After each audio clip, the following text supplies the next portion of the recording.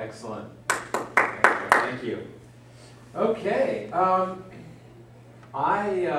You guys have excellent voices for high school, and I like your you guys blend well together. Your voices are suited well.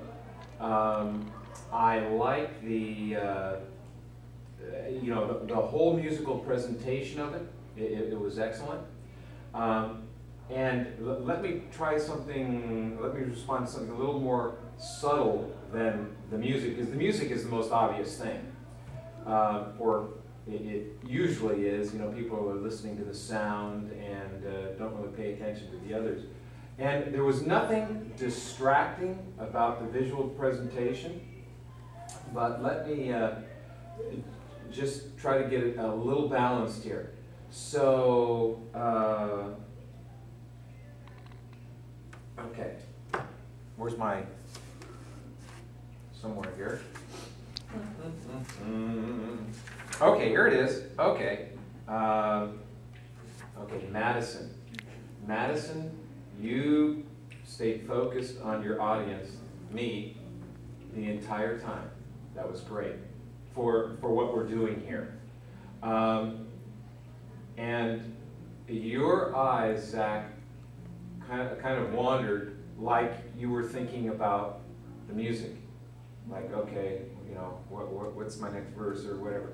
And you may not have been doing that, and you just may be, now this is a subtle thing, a very subtle thing. So this is not a major deal, but when you're performing, you're in a character, and the fact that you're focused and feel very comfortable that way exudes some confidence. The fact that your eyes are kind of wandering around, and it's not necessarily, and it's okay if you wander and look in other places to kind of fit with the text, but yours was, your eyes communicated, okay, I'm thinking, mentally thinking through the music, and it wasn't really portraying the song itself. But that's a minor thing, but it's something that I would encourage you to think about. Maybe you've never been in a situation where you've had to, well, like when your director is here directing, you know, in choir, hopefully you're staying focused.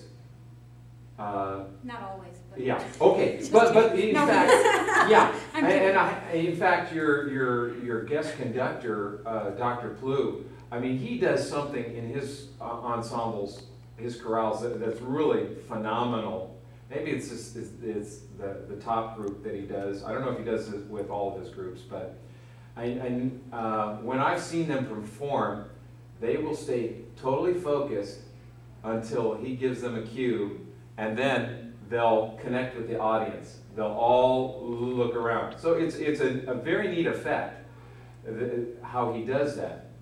And but in a duet, it's a little more, it's different. That and I have to say this from a musician myself. When I sing, people would probably criticize me because I close my eyes most of the time because I'm thinking about the music. And then I'll open them up, maybe to look down at my music to kind of find out, okay, what's my next verse, you know, to make sure that I sing the right words. But so I'm guilty too of maybe not always thinking of what I'm doing with my stage presence. But that's something that I encourage you to think about. Just a little fine-tuning. Okay, what am I going to do with my eyes? And one thing you could do is when she's singing her solo, turn to her and listen to her solo. Okay, focus attention on her. I usually have my praise team. I would have them look at whoever's singing the solo, because that communicates to the congregation, okay, who's singing up there, you know? Well, usually it's the person with the mic, but sometimes several of them have a mic, and if you're sitting in the back, you can't always tell, but if all the eyes are focused on one person. So that's a little subtle thing that I'd encourage you to do. And likewise, and I forget whether you ever looked at him, but I did like, you know, the fact that you were looking at the director or the adjudicator or the audience. You know, and for a guy, I see our voices don't really mature in high school, so you have a great sound for a guy in high school. You got some style in there. I like that. And you guys are going to Hollywood. Or, I mean, heaven. Sorry. So anyway, thank you very much. Any questions for me at all? Pitch was good. Let me ask a question. One last question. This song, and let me make sure I'm not. Okay. Okay, yeah, that's because it's under here. Okay, that's why I could find it. Okay, let me see when. Okay, I just want to make sure no one was backed into coming right in.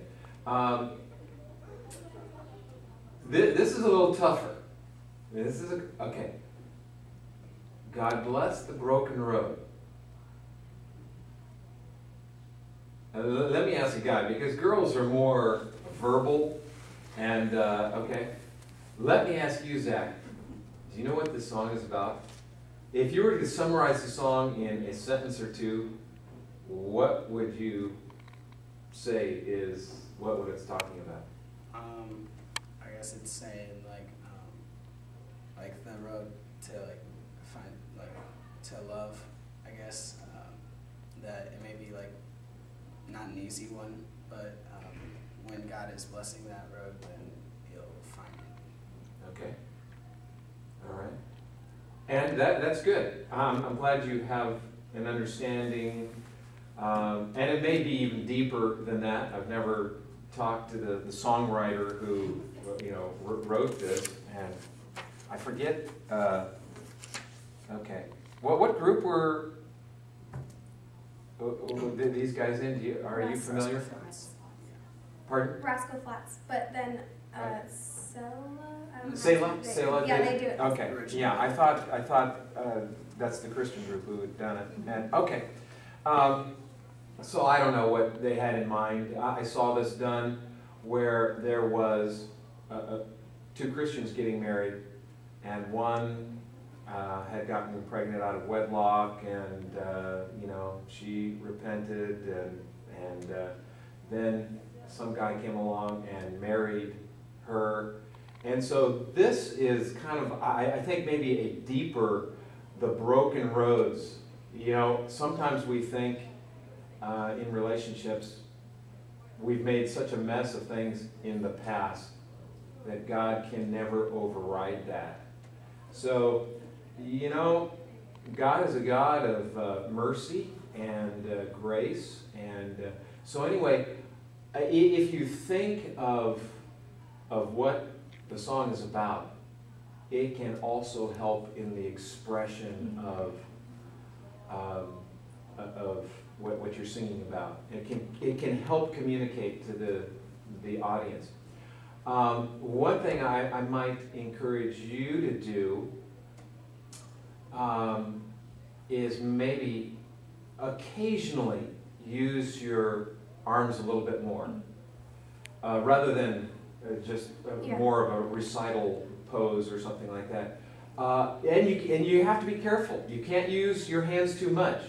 That brought you back to me. Maybe one time, your hand on your chest. But if every time you say me or I, your hand goes here, it's corny. But it helps enhance the words, And so anyway, thank you. I enjoyed that very much.